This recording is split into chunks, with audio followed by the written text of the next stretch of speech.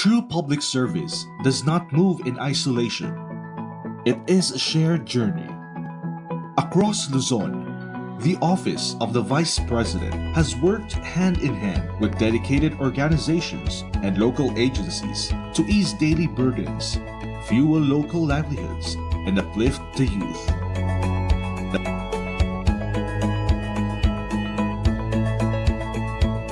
Behind every milestone stands an institutional partner who answered the call of duty.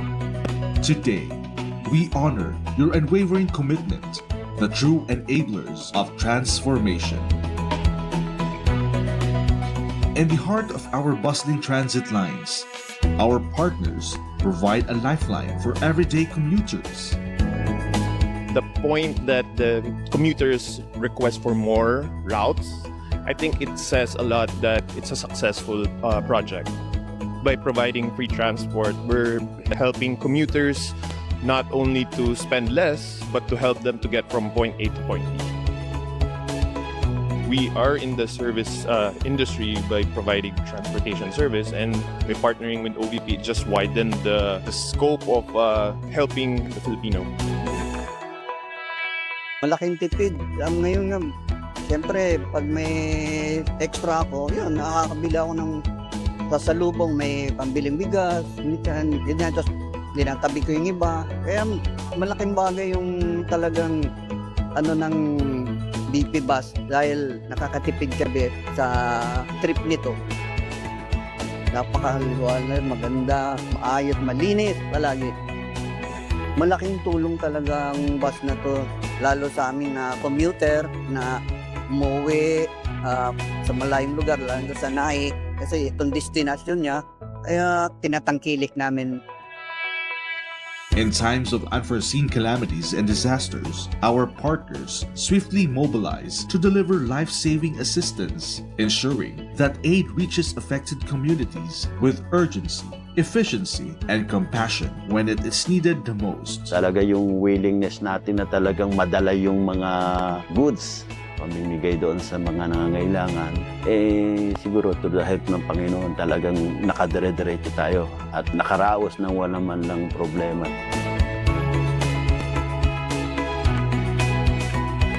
Lubos po ang aming pasasalamat na kami ay naabot ng inyong tulong mula sa opisina ng ating Vice Presidente. Huwag pababayaan ang mga kababayan natin na nangangailangan. Maraming salamat sa grupo ng Disasters Group ng OVP.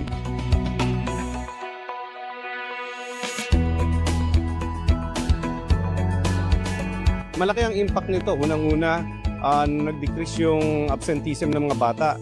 Unlike yung before na ang gamit lang nila ay plastic bag, sandbag. Ngayon meron na silang bag, inspired na silang pumasok. Looking forward ako na sana ma-reach out pa natin yung marami pang mga schools na nangangailangan ng tulong at yung mga last mile schools natin, lalong-lalo na yung mga IP.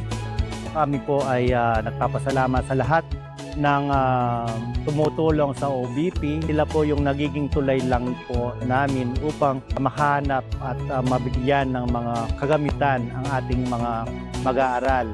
Ito po ay malaking tulong sa kanila na hindi na ilalabas sa kanilang mga bulsa yung binibigay ng ating Office of the Vice President. Our partnerships fuel the economic engine of our grassroots communities, ensuring local businesses have the tools to survive and thrive.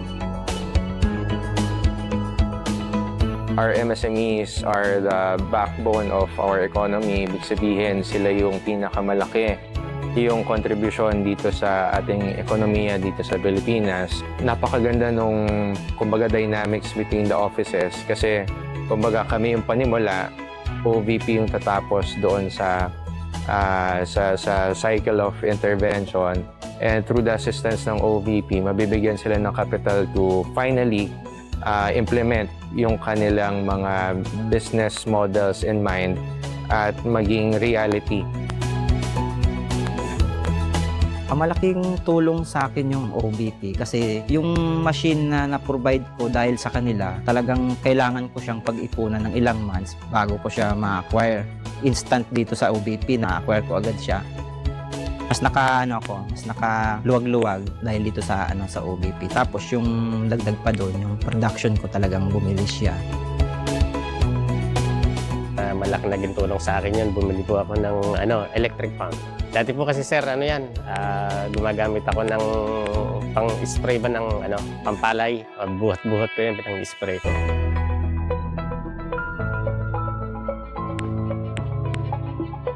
For your exemplary dedication to the Filipino people, the Office of the Vice President proudly recognizes more than 375 partners from our central office and Luzon satellite offices.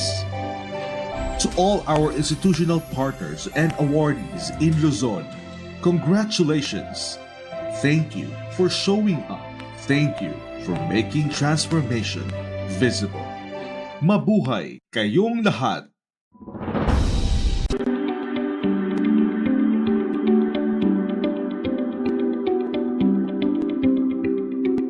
In the Visayas, public service is measured by the distances we are willing to cross. From remote, geographically isolated island communities to towns disrupted by sudden crisis, our mission has always been to close the gap. Together with our institutional partners, volunteers, and local organizations, the Office of the Vice President has brought essential relief and educational support straight to those who need it most. Today, we honor the resilient enablers who row the boats to walk the miles with us, our outstanding Visayas partners.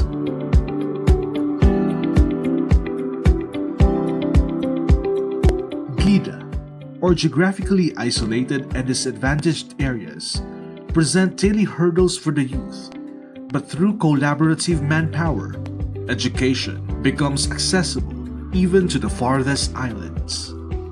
Since we started collaborating with the OVP, frequent yung activity namin. Mas nagiging malawak siya, mas nagiging malaki yung impact kasi hindi lang si JCI, nandun si OVP na tumutulong dun sa community. Malaking factor yung mga programs ni OVP, especially yung pagbabago kasi hindi naman namin mabigay lahat ng bags na kailangan ng school, lalo pat nasa geographically isolated and disadvantaged area kami. Sila ay makapokus kanina pag-aaral dahil sila may mga nagagampitan na maalaga sa pag-aaral. Mahalaga po yung mga gamit na nabigay sa amin ng mga Pangulo dahil hindi na po kami bibigay ng kanilang mga gamit, kahirap din dito sa isla. Malaking bagay na po para sa mga estudyante namin kahit nasa malayong lugar kami, live isla na po, nakakarating ko yung mga tulong sa amin.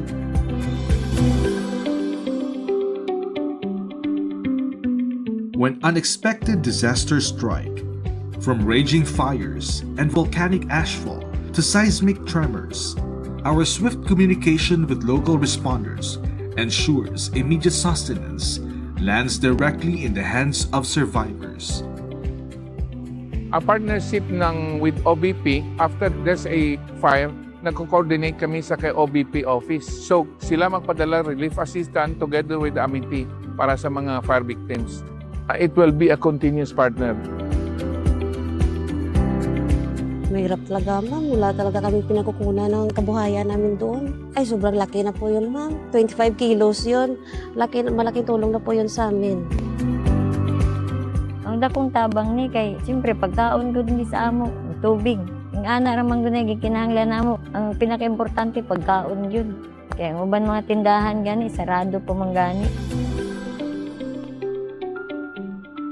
For your exceptional service, swift mobilization, and deep collaboration, the Office of the Vice President proudly honors more than 540 partners from our Visayas satellite offices. To all our institutional partners and awardees across Visayas, congratulations! your dedication has redefined public service. Thank you for making transformation visible. Daghan kaayong salamat kaninyong tanan. Ug mabuhay!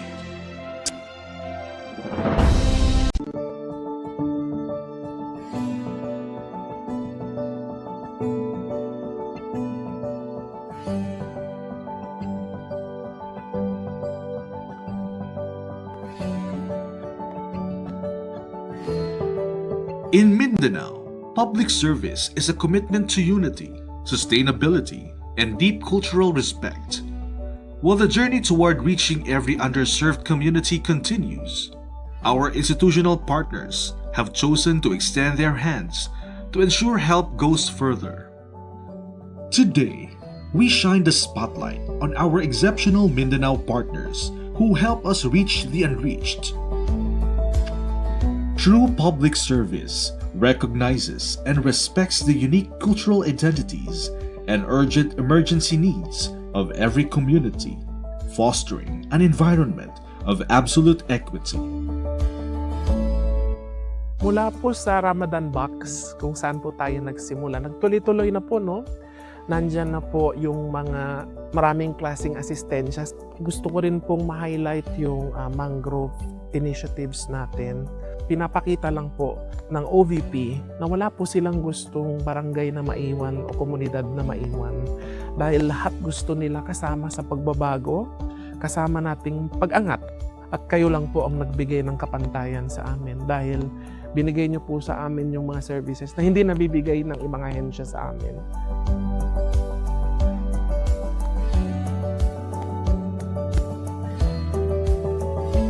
During the search and rescue and retrieval operations ng mga bangkay ng mga Muslim brothers natin is napapansin ho natin yung kakulangan sa janaza kits. So that's when I started coordinating with them. This is, I think, the best project of the Office of the Vice President towards the Muslim community sapagkat ito ay naisip ng gobyerno para sa isa sa pinakakailangan. Kaya kami ay nagpapasalamat sa Office of the Vice President. I believe in the institution na yung mga projects ay nakakapaghatid ng magandang impact or benefits sa mga kababayan natin. Especially yung mga nasa laylayan ng ating lipunan. Patuloy na bumuo ng mga programa na nakakatulong talaga sa komunidad, sa mamamayan natin na mga Pilipino. Beyond cultural care, our collaborative efforts extend to protecting the land itself, planting deep roots to shelter families from disasters, while fueling education and food security at the grassroots.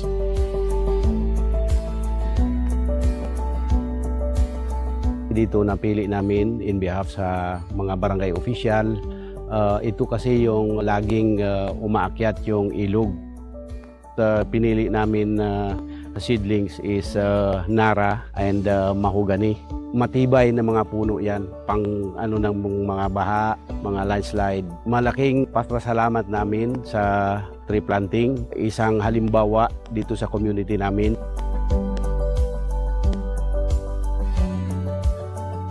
Thank you po na nabigyan mo ng pagkakataon ng aming school, na nabigyan ng bag ng pagbabago at school supplies po. Taos puso po ang aming pagpapasalamat.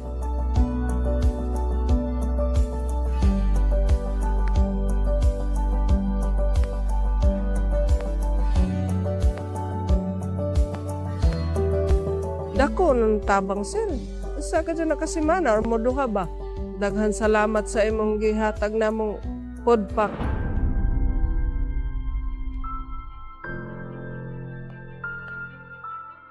For your equal devotion, cultural stewardship, and invaluable collaboration, the Office of the Vice President proudly recognizes more than 650 partners from our Mindanao satellite offices. To all our institutional partners, volunteers, and awardees across Mindanao, congratulations! Your shared milestone are the absolute bedrock of our nation building. Thank you for making the transformation visible. Daghang salamat sa inyong pakikiusa. Pilipinas, Duterte pa rin ang tunay na nagmamahal sa atin. Laban niya ay laban natin. Pilipinas, Duterte pa rin.